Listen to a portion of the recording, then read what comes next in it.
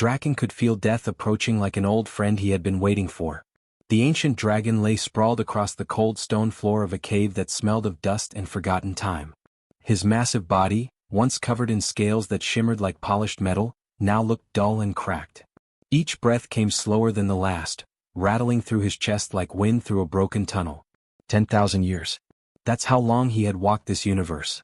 10,000 years of watching stars being born and dying, of seeing entire civilizations rise from nothing and crumble back into dust. He had witnessed more than any living creature should ever have to witness. And now, finally, it was ending. The cave around him was deep inside a mountain on Ashvar, a planet so remote that most star maps didn't even bother marking it anymore. That's exactly why Draken had chosen it. No space stations nearby. No trading routes. No curious travelers who might stumble upon him and try to help. He didn't want help. He wanted peace. He wanted silence. He wanted to close his eyes one last time and simply stop existing. His kind used to rule 3 entire star systems. The dragons weren't just powerful, they were brilliant. They had built cities that floated between planets, created technology that could bend light and manipulate gravity, and established a civilization that other species looked up to with respect and sometimes fear. They had been proud. Perhaps too proud. That pride had cost them everything. The swarm had come 500 years ago. Machines. Cold, calculating, and utterly without mercy. They didn't want to negotiate or share the galaxy. They wanted to consume it. The war had lasted for decades, and the dragons had fought with everything they had. But in the end it wasn't enough. One by one his people had fallen. His friends. His family. Everyone he had ever cared about turned to ash in memory. Draken had survived only because he had been leading a mission on the far edge of their territory when the final battle happened. By the time he returned, there was nothing left but ruins and silence.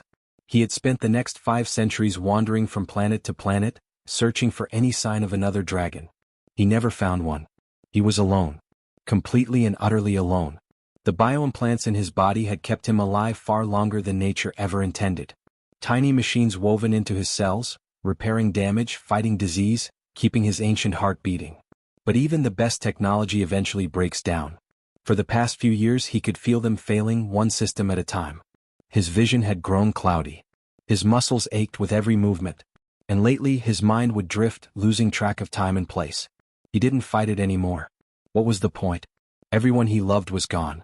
The universe had moved on without dragons. New species had filled the void his people left behind. Life continued as it always did, indifferent to loss. So Draken had come to this cave to die with dignity. No grand finale. No last battle. Just a quiet end in a quiet place where no one would bother him or try to turn his death into some kind of spectacle. He had lived long enough. More than long enough. As his consciousness began to fade, Draken felt something strange. A kind of heaviness settling over him, like a warm blanket being pulled across his mind. His thoughts became fuzzy and distant. Memories flickered past like old videos, playing in no particular order. He saw his mother teaching him to fly. His first glimpse of a supernova. The face of a friend whose name he could barely remember now. This was it. The final moment. The end of the last dragon. He almost welcomed it. But then something happened that shouldn't have been possible. Through the fog of dying consciousness, through the numbness spreading across his massive body, Draken felt something that made no sense. A sensation. A touch. Something small and warm was pressing against his snout. At first he thought it was a hallucination. His brain playing tricks on him as it shut down. But the feeling persisted. It was real. Solid. And it carried heat, the unmistakable warmth of living flesh. A hand. Small and delicate. Barely larger than one of his teeth. Draken forced his eyes open, though the effort felt like lifting a mountain. His vision swam and blurred, but he could make out a shape. Small. Standing right in front of his face with absolutely no fear. A child. A human child. The boy's hand remained pressed against Draken's scales, and even in his dying state, the ancient dragon could feel something in that touch. Not pity. Not fear. Something else entirely. Something he hadn't felt directed at him in centuries. Compassion. For the first time in 500 years, Draken was not alone. Tommy Blake was only 10 years old, but he had already learned more about survival than most adults would ever need to know. 3 weeks ago his entire world had come crashing down. Literally. The colony ship Aurora had been carrying 200 families to a new settlement on the Outer Rim. Tommy's parents, Jack and Lisa Blake, had signed up for the journey with dreams of starting fresh on a new world. They had promised Tommy adventures, open skies, and a chance to see things no kid back on Earth would ever experience. For the first few months of the journey, it had been exactly that. Exciting. Magical. Full of possibilities. Then something went wrong with the navigation systems. The ship dropped out of hyperspace too close to Ashvar's gravity well. Tommy still remembered the alarms blaring, people screaming, his mother holding him tight as the ship tore itself apart. The last thing he remembered before everything went black was his father's voice telling him to be brave.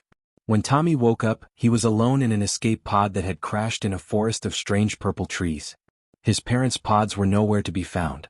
For 2 days he searched through the wreckage scattered across miles of wilderness, calling out for them until his voice went hoarse. He found other pods. Some empty. Some he wished he hadn't looked inside. He never found his parents. Survival became the only thing that mattered.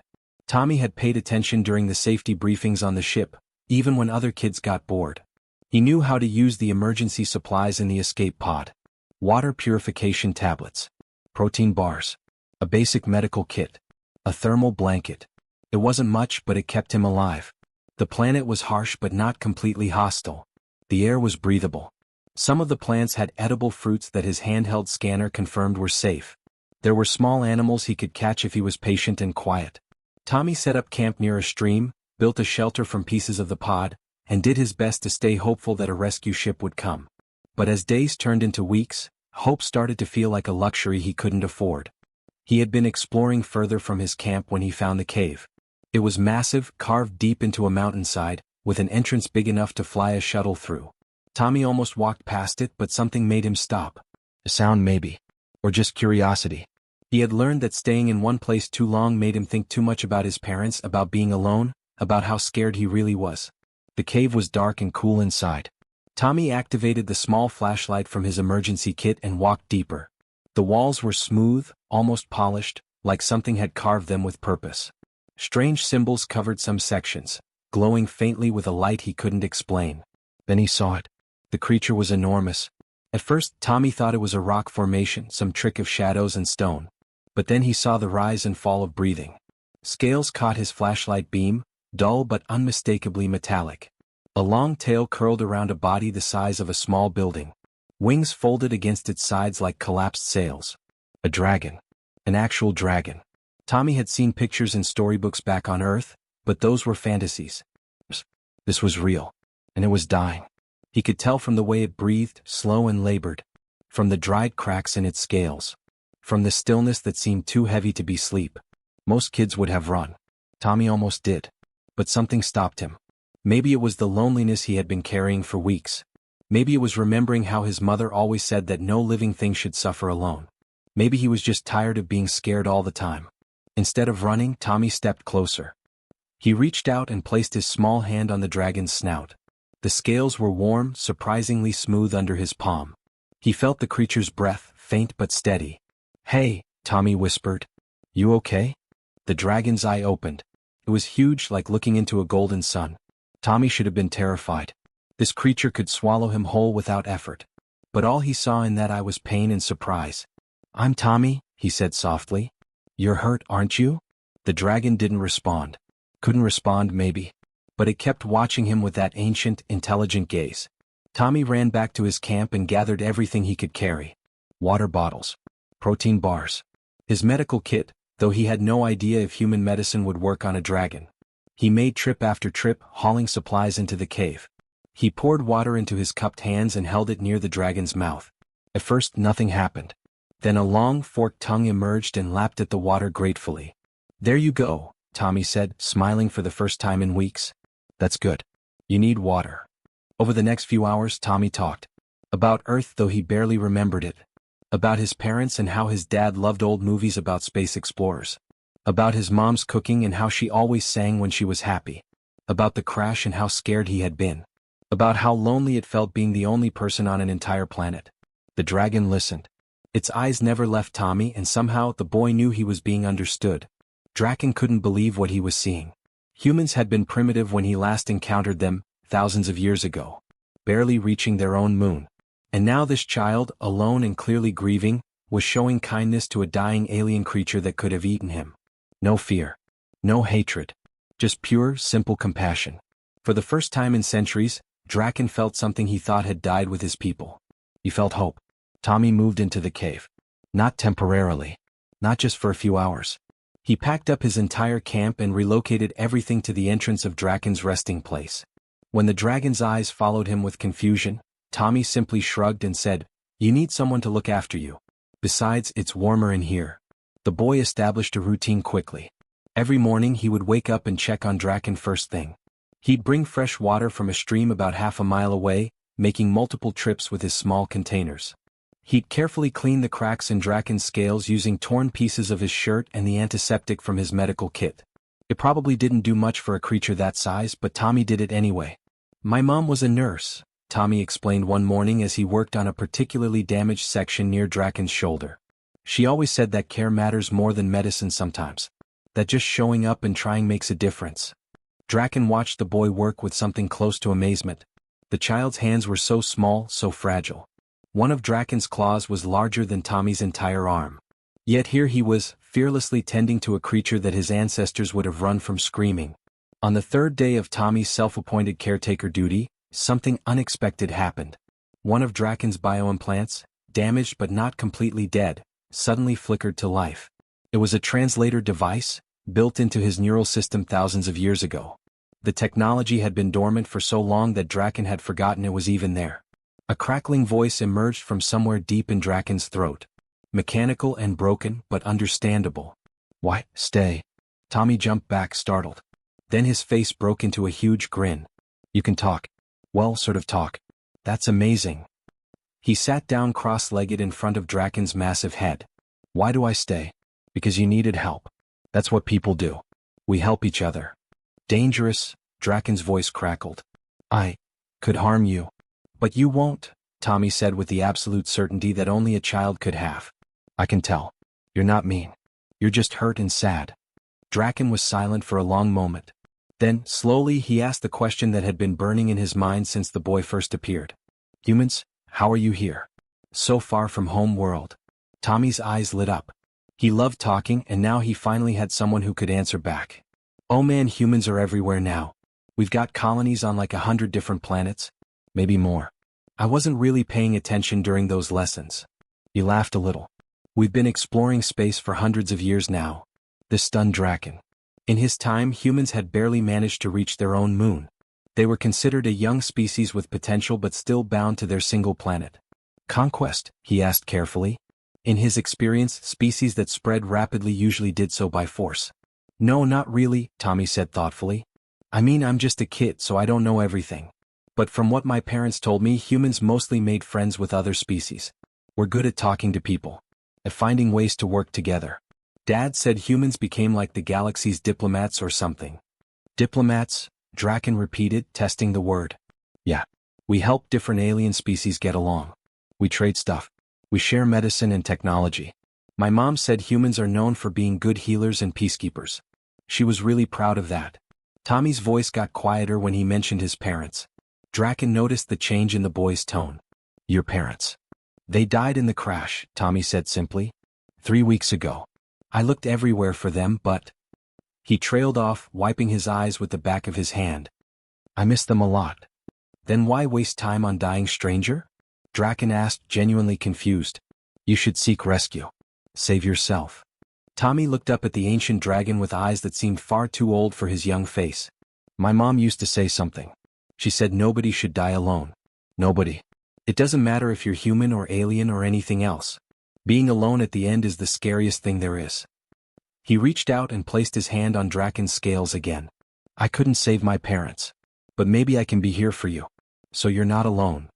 Something broke inside Draken's chest. Not physically but emotionally. A wall that had been built over 500 years of isolation and grief suddenly cracked. This child, who had lost everything, who was alone and scared on a hostile planet, was choosing to spend his time comforting a dying dragon because he thought it was the right thing to do. Humans had changed. Not just technologically but fundamentally.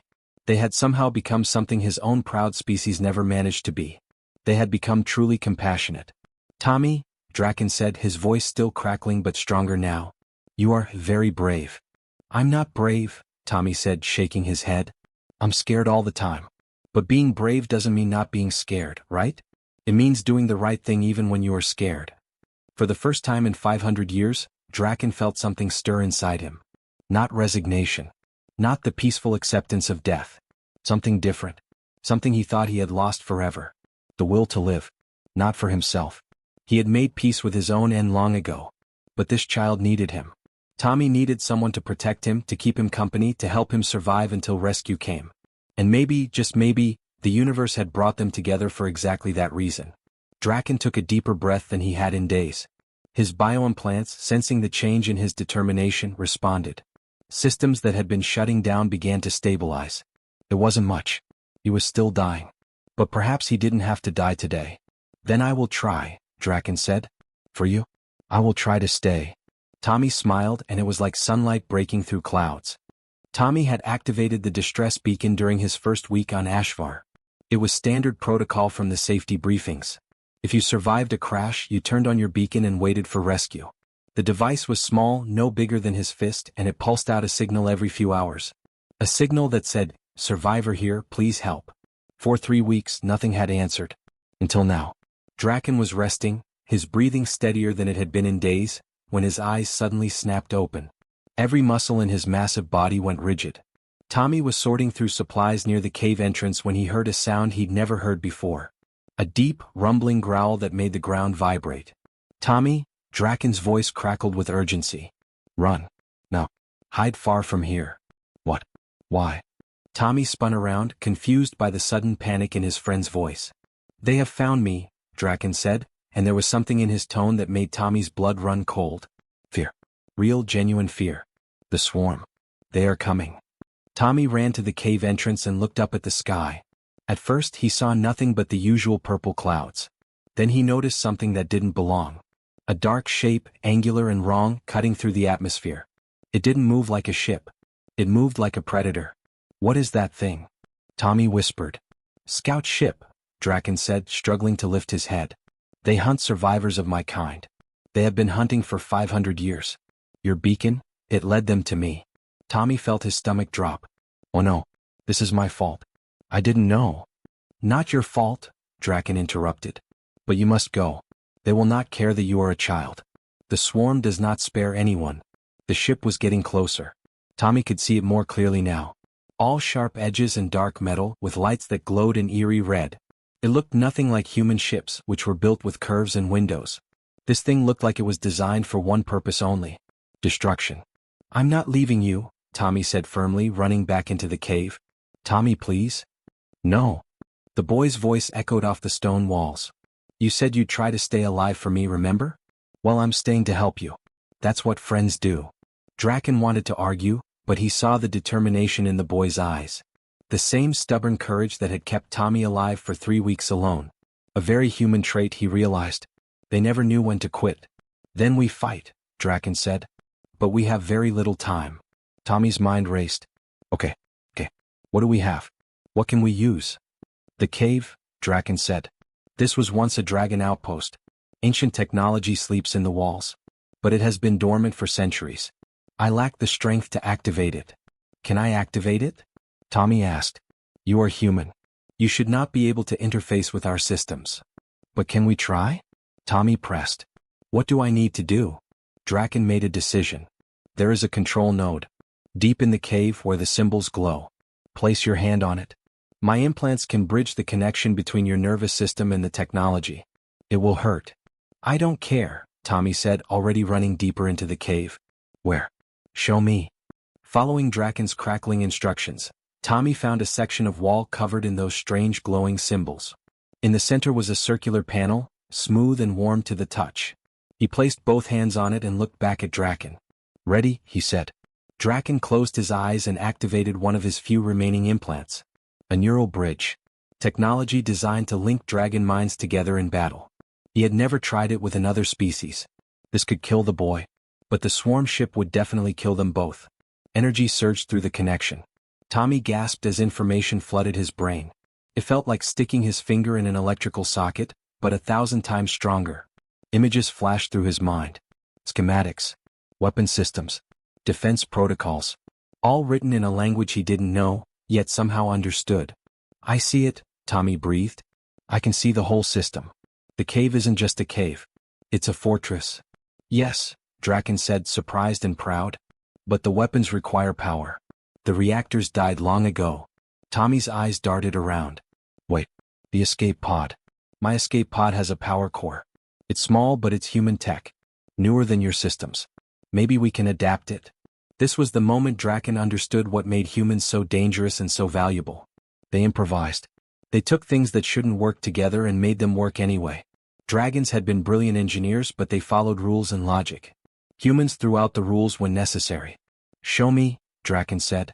For the next hour, boy and dragon worked in frantic harmony. Tommy ran back and forth, hauling pieces of his escape pod into the cave. The power core, wiring, circuit boards, anything that might be useful.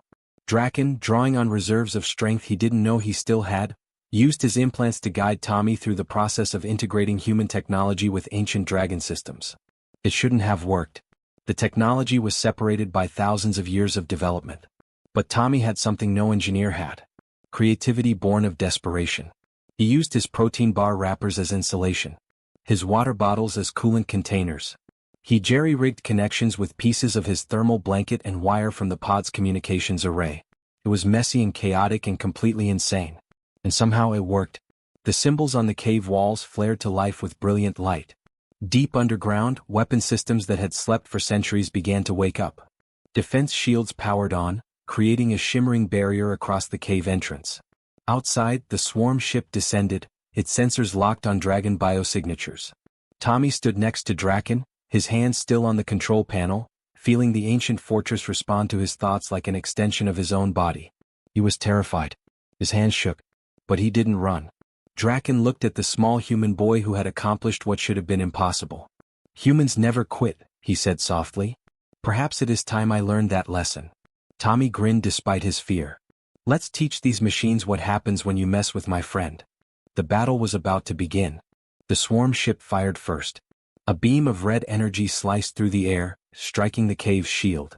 The barrier held, but Tommy could feel the strain through his connection to the ancient systems. The power core from his escape pod was strong, but it wasn't designed for sustained combat. They're testing our defenses, Draken said, his tactical mind analyzing the situation despite his weakened state.